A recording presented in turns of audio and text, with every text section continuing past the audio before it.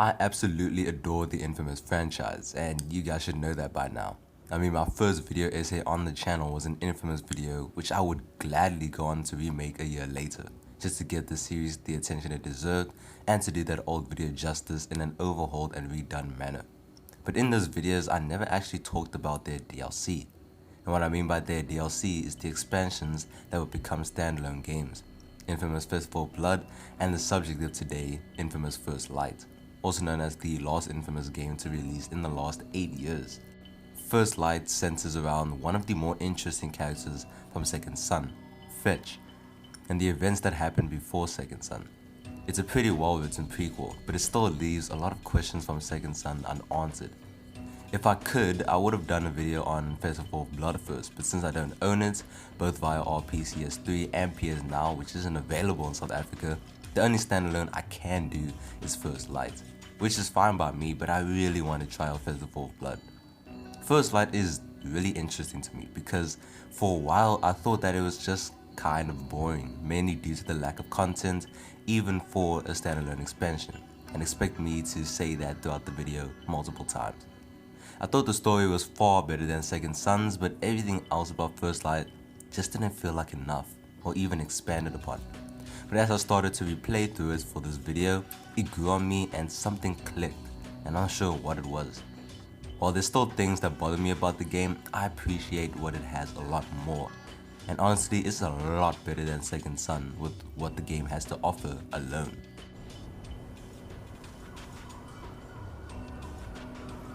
Presentation wise, First Light is very much the same as Second Son when it comes to its graphical design. Although in terms of world design, due to the smaller scale of the game, the open world is a lot more dumbed down with a few replacements and a ton of fun areas being cut off. And some of this is also due to the game's time period and narrative. Seattle is a lot darker and more depressing in its atmosphere and visuals. It's less vibrant than Second Son, which also plays a role in the narrative as well as Fetch's mindset. It rains a lot, it's frequently cloudy or dismal, and the city is just a lot more unsaturated. Red vents from Second Son are now grey or molded due to them not being usable as Fetch. Certain buildings lack the flair from Second Son, with missing neon lights and missing decorations. Certain areas are still in construction, such as the houses by the docks are still a series of containers. The art direction feels appropriate and suits the overall atmosphere and vibe of the game. It's depressing and grey. It reminds me of the first Infamous, where the city is just crumbling and the art direction and atmosphere just represented a city in an absolute depression, hopelessness and terror. Now while the first Infamous is a lot more saturated than First Light, it still looked muddy and slightly grey. In terms of performance, First Light is fairly consistent at both 30 FPS locked and unlocked. There are times, especially in the open world, where for a brief few seconds the frame rate will suddenly drop and drag on, although not frequent.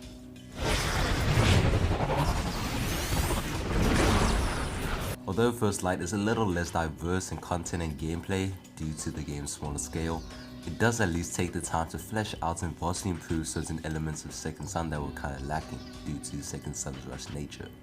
Part of that being the powers. Previous Infamous games mostly only contained 1 to 2 powers per game. Second Son went a little overboard by giving you 4 different powers. And the problem with this is that the developers didn't have a lot of time to make these powers fully fleshed out. As a result, every other power except your first one feels unfinished, unbalanced, or just limited for the wrong reasons. One of these powers was Neon. After facing off against Fetch in Second Son, you grant her Neon powers. While it's fun at first, once you start getting new powers, Neon is just pretty much left in the dust, both in traversal and combat. Smoke outranked Neon in combat, while Video outranked Neon and Smoke in both. But at least Smoke is still very useful. Neon just felt like a wasted opportunity and easily could have been the best power in Second Son. And that's where First Light comes in.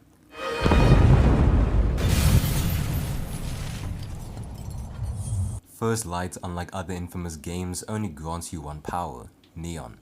To some this might feel a bit limiting, but the way it's presented here is pretty much perfect. This is exactly how Neon was supposed to be used in Second Son. It's fast and highly reliable now, which is much needed in the arena mode, which I'll be talking about a little later. is now a lot easier to use and it's fleshed out for combat. What improves the traversal element this time around is the updated dash, the improved dash and jump, as well as these neon clouds around the open world. Let me compare. The neon feels a lot more like smoke in Second Son, just on hazy steroids. The dash in Second Son was fine in terms of speed, but the way it's presented here is a lot more necessary. For example, air dashing. In Second Son, when you air dash, it would bring you down as if you're running in mid-air, which you basically were. But air dashing in First Light allows you to basically glide for a brief moment before you finally start to drop. But you can dash for a second time to continue gliding for another brief while. Similar to how Smoke in Second Son allowed you to dash 3 times so you could glide for a bit. Another is the dash and jump. Second Son's dash and jump projects you more upwards, whereas in First Light it propels you more forward. And this is beneficial when you use the neon clouds.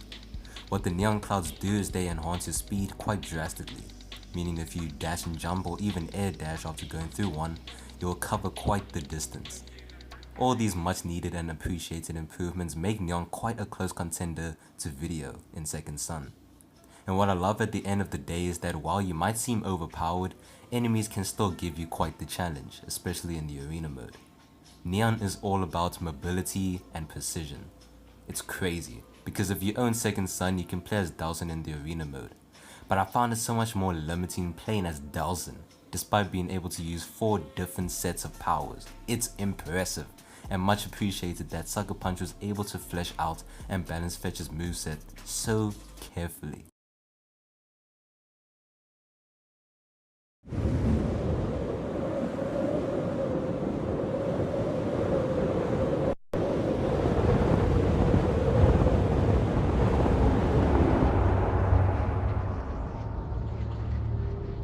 We see Fetch in her prison cell, behind the walls of the infamous Code K station. Brooke Augustine, the antagonist from Second Son, tells Fetch to tell her story and the events leading up to her imprisonment. Fetch and her brother Brent are in the middle of a dirty job for Seattle's gangsters. They're getting ready to leave Seattle by boat before Fetch races throughout the city trying to evade cops and heads to an apartment full of Acurans. An explosion goes off at the apartment, with Fetch surviving it. She races back to the docks only to find Brent gone and the boat on fire. The next moment we meet an absolute douchebag named Shane, who funnily is voiced by the same voice actor as Dawson's brother Reggie, Travis Willingham. On top of that, Laura Bailey, the voice actor for Fetch, is actually married to him and they got a pretty cool kid, so happy for them. Anyways, Shane pretty much tries to manipulate Fetch by saying he knows how to find Brent, but he's actually trying to use Fetch to help him win some sort of gang war. We later meet Jenny, although not in person. She's a hacker who actually tries to help Fetch find Brent. It's revealed that Shane is actually keeping Brent somewhere. Shane soon enough kills Jenny, and the only time we meet her in person is by finding her corpse. A few moments later, Shane has Fetch meet him at the Crocodile, where we first fight her in Second Son. But it's a trap. In fact, I think it's a really smart one due to Fetch's history with hardcore drugs. Shane sneaks up on Fetch and injects her with a drug needle. She starts tripping and hallucinating, eventually leading to a moment of absolute rage where she accidentally kills Brent. Filled with emotional shock, Fetch becomes helpless and too weak to fight back, and so she gets taken by the DUP. We return to the prison, back to Code K station. Augustine seems to have known the story all along. She then reveals that she actually has Shane in Code K. She offers Fetch an opportunity to kill him right there and then. She takes that chance and blasts a hole through the wall on the side of the station. Shane somehow survives and we begin the last chapter. Fetch has to find Shane in a cold, snowy environment outside the walls of the station, and we fight with a few DUP soldiers with some challenge. It's until we finish off the last few DUP soldiers where we have one last goal: kill Shane. We finally catch up with him while he begs for his life. But he deserves his upcoming demise, he really does. After all this fighting, all the emotional trauma, the pain and suffering that Fetch had to go through, Fetch absolutely disperses him, turning him into neon sparks. And then, Fetch has one last thing to say. You see that, Brent? I'm gonna make this right.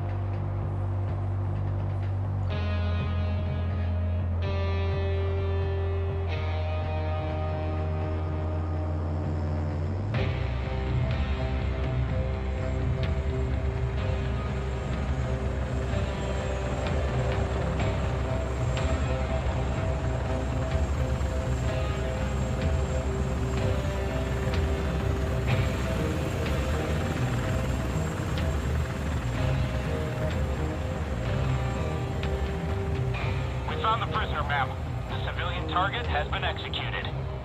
Good. She's ready.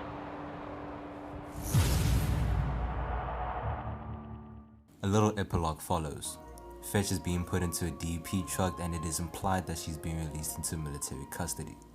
We see the other members on this truck are some familiar faces we'll get to know in the story's follow-up, Hank Daughtry and Eugene.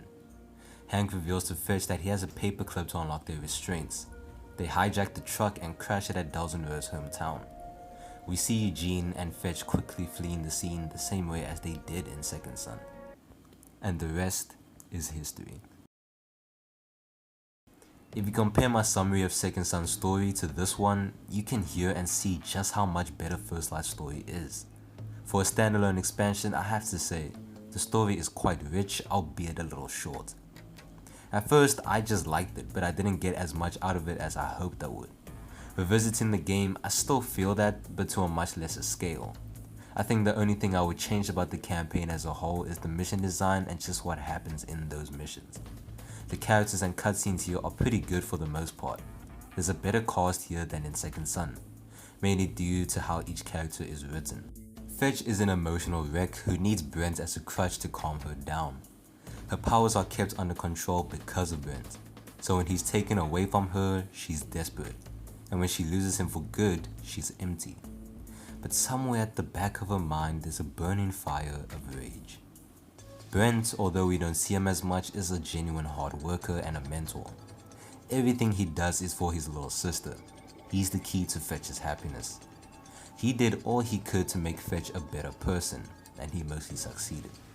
He taught her morals and how to contain herself. He wants the best for them both. Shane is a manipulative and perverted douchebag trying to win a gang war by using the power of a conduit to complete his dirty deeds. He's a jerk, but he's very smart. He's a beta. He messes with the mind the same way the drugs he injected into Fetch messed with hers. So when we take him down, it's a genuine victory because Shane destroyed Fetch's mind and emotions and essentially turned her into a neon psycho. I'm not going to say much about Jenny since we only hear her on the phone halfway through the campaign, and I'm honestly not complaining about her short time and role in the story. She did what she had to do, which is why she was in the game in the first place, to set Fetch in the right or clearer direction. Augustine, even though she's not seen in action this time around, actually becomes a better character here. Almost everything she says and did in Second Son is backed up and justified here. We understand her as a character trying to do the best for her fellow conduits. Yeah, she's still a little bit tough to impress as seen in the arena mode, but they reasonably made Augustine an important figure. She and Fetch are two of the best characters in the Second Son era, and easily the top 10 best characters in the infamous universe. As for the campaign itself, it could have been done a little better. Mission structure, for example, is kind of meh. They mostly consist of sniper, escorts and drug bust missions, with a few non-optional arena missions in between. But for me, it's the linear segments that are stellar. Breaking into the Acuren apartment, tripping in the crocodile, and surviving against DUP in snowy terrain. It's some really great stuff, and I honestly wish First Light could have just a little more of those linear missions. Which brings me to the side content. By now you guys should know how strict I am when it comes to side content, and with First Light, to be honest, it's pretty boring. The side missions lack variety and some are recycled from Second Son.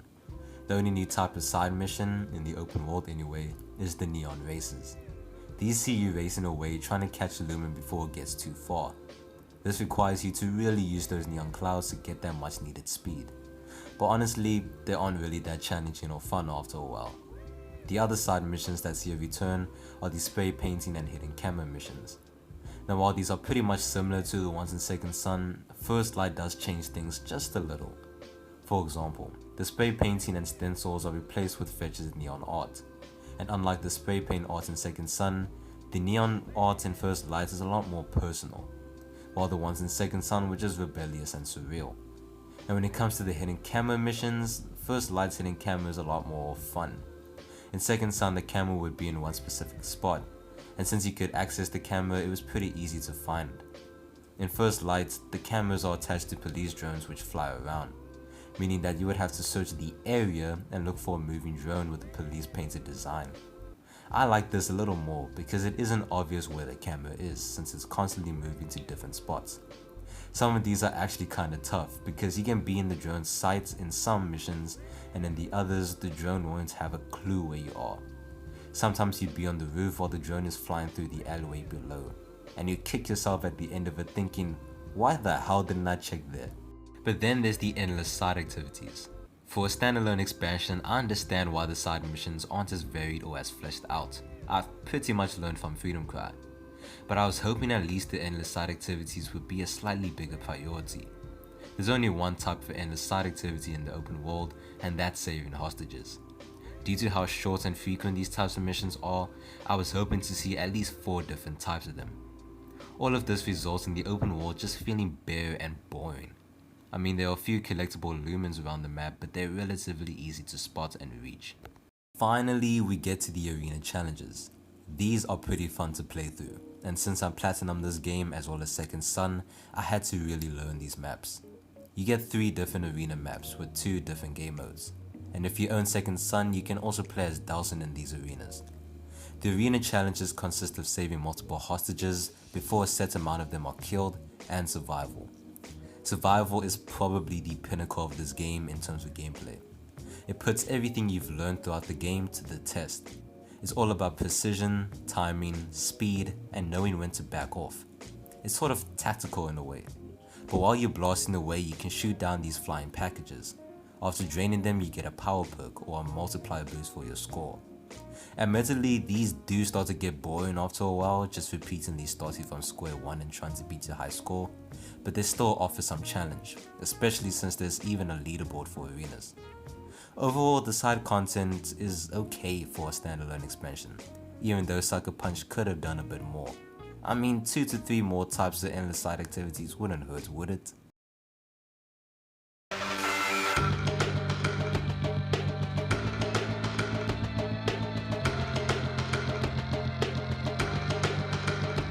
What makes First Light better than Second Son for me is its gameplay, narrative, and partially its graphic design. But in terms of content, even for a standalone expansion, it's a little bit lackluster. But all of this is made up for in its campaign, the narrative elements anyways. The story and the writing is almost perfect here, and the fact that the karma system isn't implemented like in Festival of Blood allows for a richer but linear and more sensical narrative. Also, the amount of life improvements to gameplay and especially Neon are top tier and well implemented. It's balanced, a lot more useful, and ridiculously fun to mess around with in the arena. First Light is a standalone mostly done right. In fact, it's a standalone that's pretty much better than the main game. It gives the player a dumbed down version of Second Son's map with much more fleshed out gameplay and a great story. Yes, the open world content is rather bare, but at least the arena mode that is exclusive to First Light is challenging and fun while it lasts. So if you haven't played Second Son and the price isn't your cup of tea, at least get First Light. It defines what a near perfect standalone is. It defines why we need more standalone expansions in the industry nowadays. I'm talking to you, Watch Dogs Bloodline and Bad Blood. Hey yo, it's been a while. I've been relatively busy writing actual scripts / screenplays and also working on music. I just got so involved with the screenplays and so uninspired with the video essays I was kind of worried. I honestly struggled to write the script because I had no idea where my head was at for this specific video. But I'm back and I just had to get this video out there because the channel is looking pretty ghostly. There's nothing really going on here. I was planning to get this video out at March, but since I didn't know how to progress with the scripts, I was just kind of stuck. As for my next video, it might finally be the Back to the Future video, because the original plan with that video was to make it one long video talking about all 5 episodes. But I decided to make life easier for me, let me just split the video up into 5 standalone videos. Get what I did there?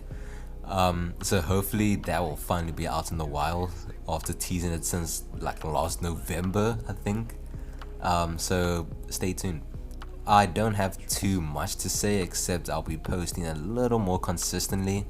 I'm really trying to nail this vibe of a late night or early morning atmosphere in these videos, like the type of video to watch before sleeping or after you just woke up during the early morning. I know this sounds corny, but I just want to get that atmosphere because it's something that I really relate to. So yeah, I'm trying to pick the perfect music to simulate that vibe and just the perfect footage to simulate that vibe. Anyways, stay safe, stay entertained, take care, and take it easy. Make friends with the B side, then relax on the G side. All this pain in the low end. When you stream, are you no 10? I'll be your African omen, cause the Queensway syndicate been taking the potion. We don't feel love for these tape heads. Sell these drugs to your tape decks. Yeah, I'm a menace, boy, but my Bandcamp page is your fetish, boy. I've been riding alone out in DC. Niggas looking for a home trying to meet me. Black Rob Stark of the north. Used to live out east but the coast. Too much for a nigga on the warpath.